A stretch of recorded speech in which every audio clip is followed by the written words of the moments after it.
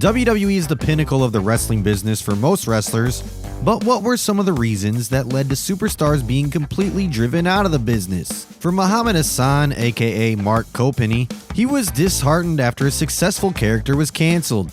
Muhammad Hassan had a meteoric rise in WWE in 2005 and was reportedly even penciled in to defeat Batista to become the World Heavyweight Champ.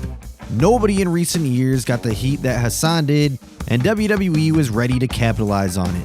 Despite his character being a frustrated Arab origin immigrant, some of the grievances he shared on screen sound quite relevant even today. The issue with it was when WWE had a terrorist-like angle where Hassan and men in ski masks abducted The Undertaker. Not long after this, the London bombings happened, and WWE was pressured by networks and sponsors to shelve the Muhammad Hassan character. Coppenny was sent back to developmental to get repackaged, but he lost the desire he once had and called it quits in wrestling. Now working as a principal in a junior high school, he revealed that it took him a decade to get over the heartbreak of what happened to his wrestling career. For Michelle McCool, her relationship with The Undertaker was seemingly detrimental to her wrestling career. She revealed to Lillian Garcia in an interview that she was getting some heat as a result of being The Undertaker's girlfriend. She recalled that once, a writer just threw his papers in the air and asked why the show wasn't just called The Undertaker and Michelle McCool Show. That, along with an MCL injury, left a sour taste in Michelle McCool's mouth, and she felt that she had to step away from the wrestling business as she was quickly losing passion for it. She chose to focus her time on raising a family and has made a few in-ring appearances since then. Daniel Puder didn't have the luxury of returning to WWE.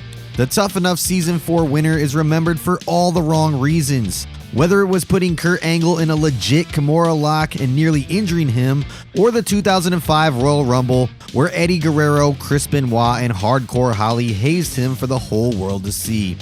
Backstage attitude issues allegedly played a role in getting Puder heat with the locker room veterans, and he was sent back to WWE's developmental territory, Ohio Valley Wrestling, in 2005. He was released later that year, and while he did sign with Ring of Honor, he was released within a month, and his final wrestling stint saw him face as well as team up with Shinsuke Nakamura for a few appearances. He would never return to wrestling again. A more surprising name that was driven out was Shawn Stasiak, the son of former WWE champion Stan Stasiak. He had the look, and being the son of a wrestling legend certainly helps, whether anybody accepts it or not. For some reason, he simply couldn't get it right with WWE. Believe it or not, being named Meat in his first WWE stint wasn't the reason for his downfall. He infamously got a tape recorder backstage and recorded a backstage argument between Davey Boy Smith and Steve Blackman, which was a strict no-no in locker room etiquette. After being driven out of WWE, he had a more successful but short-lived stint with WCW before it was purchased and returned to WWE. After having a brief run as a comedy character, he decided that enough was enough and requested his release and ended his career, becoming a successful chiropractor instead. Mideon was another superstar who had success after wrestling. He was most famously remembered for his stint with the Ministry of Darkness, but once that ended, his career dried up as well. Realizing that there was no potential for him to succeed, he left the wrestling business entirely and became a successful chef. Ted DiBiase Jr. was another superstar from wrestling royalty who couldn't live up to the expectations.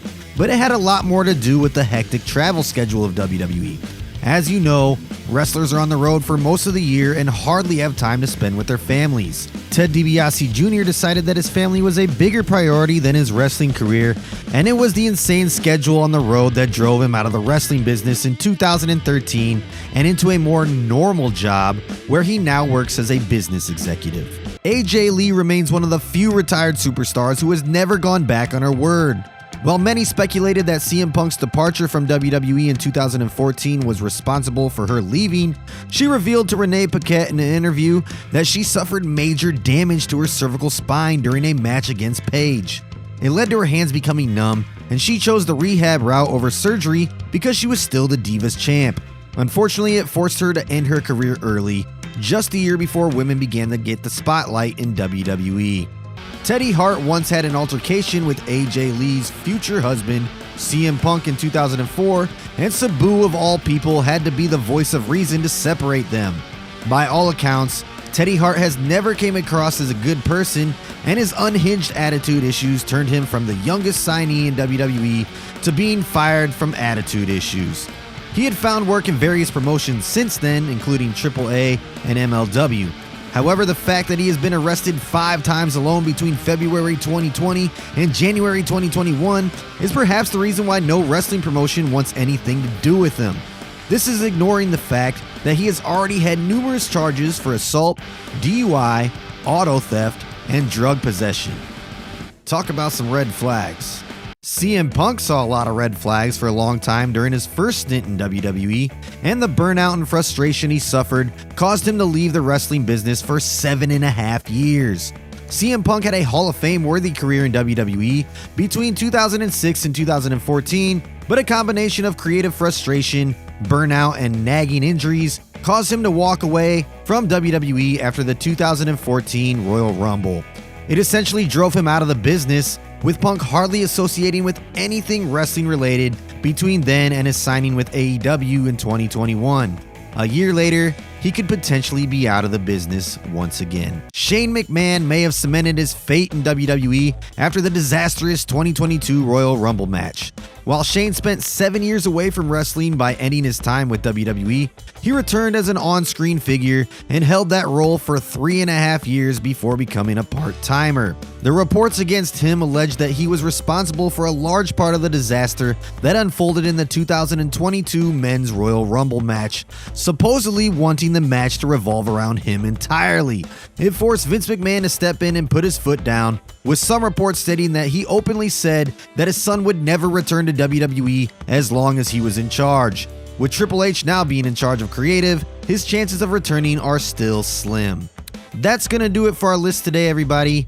Be sure to hit that like button, share this video with your friends and family, and of course subscribe to Sportskeeda Wrestling to stay up to date with all the top wrestling news around the world.